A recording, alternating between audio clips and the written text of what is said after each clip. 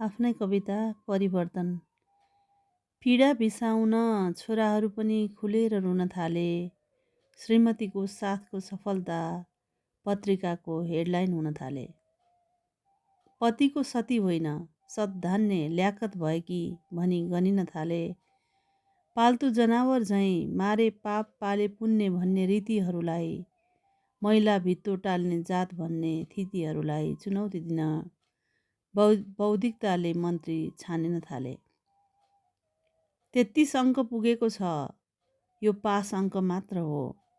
दोस्रो श्रेणी, पहिलो श्रेणी र डिस्टिङ्सन ल्याउन मेहनतहरू जरुरी छ।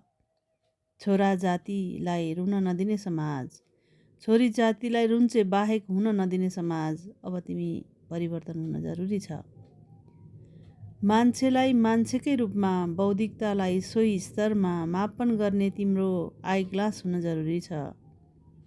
पीडा बिसाउन छोराहरू पनि खुलेर रुँदा फरिया ओढाएनौ भने, काँतरको संज्ञा चढाएनौ भने, उसले पनि आफू हुन पाउँछ, हृदयको आवाज छुन पाउँछ। आफूभित्र भएको हनुमान शक्ति दबाएर बसेका, दिल खोलेर पनि नहाँसेका तिम्रा रुन्चे छोरीहरू बलियो भएर निर्णय गर्नुपर्दा निर्दयी, आँसु नभएकी, न छोरा न छोरी जस्ती कस्ती कस्ती भनेर आलोचनाको भेल पठाएनौ भने, अशुभको रटान रटाएनौ भने, उनले पनि आफू हुन पाउँछ, हृदयको आवाज छुन पाउँछ। न छोरा चट्टान मात्र हो, न छोरी पानी मात्र। देख्ने नजर, सोच्ने मस्तिष्क, गर्ने व्यवहारमा परिवर्तन जरुरी छ। वादी समुदायले पनि स्नातकोत्तर गरेको रहेछ। छोरीहरूले पनि राजनीति शास्त्र पढेको रहेछ। चर्चा भएन, तिनको आवाज पनि ल्याउनु पर्छ भएन।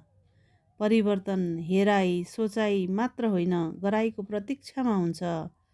एक सिँढी चढेको छ, थियो 1000 कदम लडेको।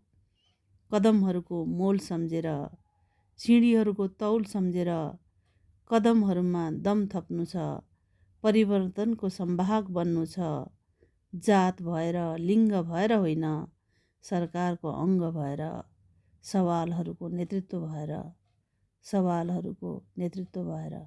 धन्यवाद।